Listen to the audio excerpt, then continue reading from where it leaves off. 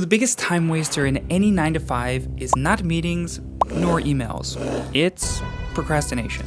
And the reason that you can't beat it is not because you lack motivation or willpower, it's because you've been fighting the wrong battle. So here's how to kill procrastination, not by fixing yourself, but by fixing the system that you're using. And it all starts by...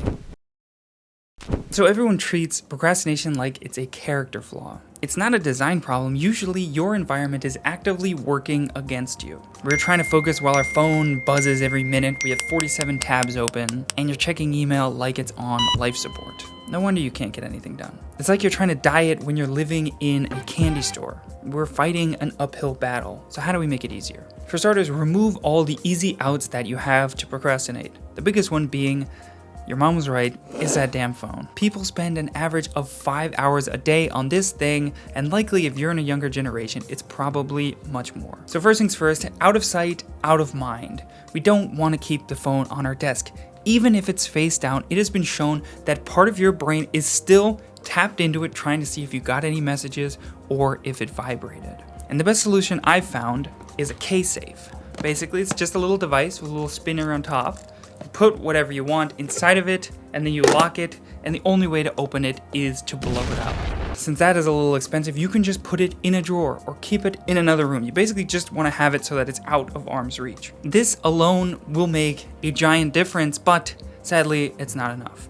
So recently, I was doing some co-working in a co-working space, co-working office, whatever you want to call it, in Northern Macedonia. And there was only one other person there, and I couldn't help but watch their productivity.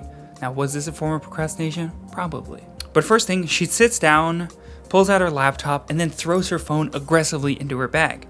Off to a good start, right? But as she was working, her laptop was dinging basically every other minute with messages that were coming in. Same interruption, but a different device. So the solution, turn off all notifications, not just on your phone, but on your laptop and on your iPad. Whatever is dinging to try to get your attention, turn it off. The only thing that is fair to keep on is messaging from specific people, not from everyone. And this includes email. Email is asynchronous by nature, so you shouldn't be getting alerted every single time because it doesn't require an immediate response. Check it a few times a day in focused batches and churn through all of the unread emails instead of spacing it out 10 times over the course. And here's why. The best developers in the world, the smartest and highest paid people are getting paid millions of dollars to hijack your attention. And it would be foolish of us to think that we could win against them. It's like throwing rocks against a tank. We have no chance. So we need to declaw them and get rid of those notifications. And if you want to go nuclear, unpair your laptop from your phone. This is what I did. I don't even want to be tempted to check the messages, let alone be alerted that they're coming in. Then we need to clear up our digital workspace. We don't want to have 47 tabs open. Only keep open what you're working on so that you don't have an easy escape route to do anything else. Basically, we want to make it easier to do the right things and harder to do the wrong things. If we do that, then over time, hopefully we're doing more of the right things. But removing distractions is only half of the battle. Even with a perfect environment, if your day is not scheduled, if you just have a wide open gap, expansive time to do anything, then the likelihood that you're going to procrastinate is significantly higher. So here's a planning system that actually works for me.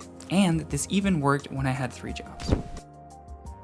So generally speaking, we don't need more hours, we just need to structure the ones that we have better. And the problem really comes with the difference between a manager and a maker schedule. This idea was popularized by Paul Graham.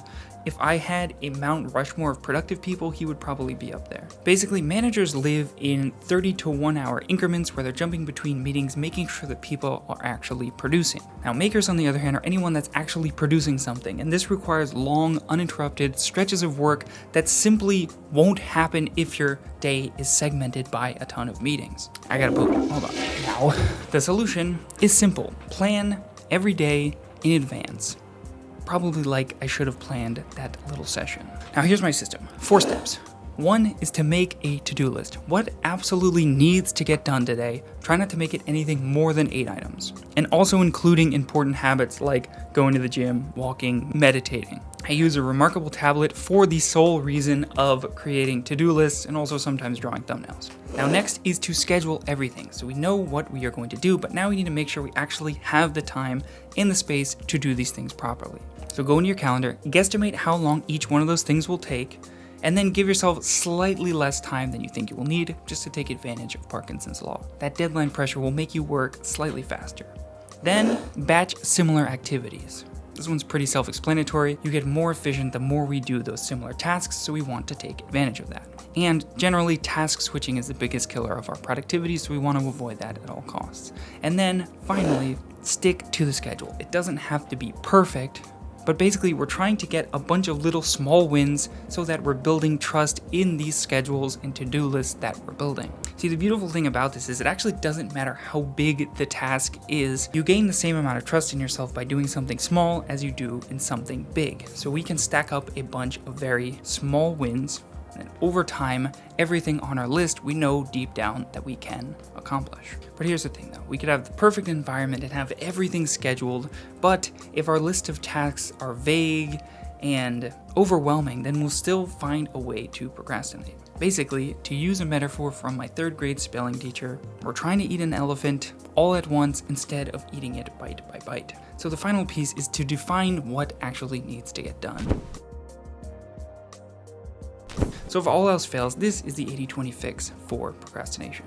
At its core, procrastination always comes from when the task we are trying to do is poorly defined. Or more importantly, the next steps of that task are poorly defined. Your brain sees finished quarterly report and then shuts down because it's overwhelming. Meaning we can beat it with one simple question. What is the next smallest step? This forces you to chunk down your work into bite-sized pieces, and no matter how big the deliverable, asking this question can give you that next step so that we can start to gain momentum. And here's what it looks like in practice. Instead of launching new marketing campaign, we'll do open Google document and write 3 potential headline ideas. And instead of create client presentation, I'm about to open PowerPoint and design the first slide.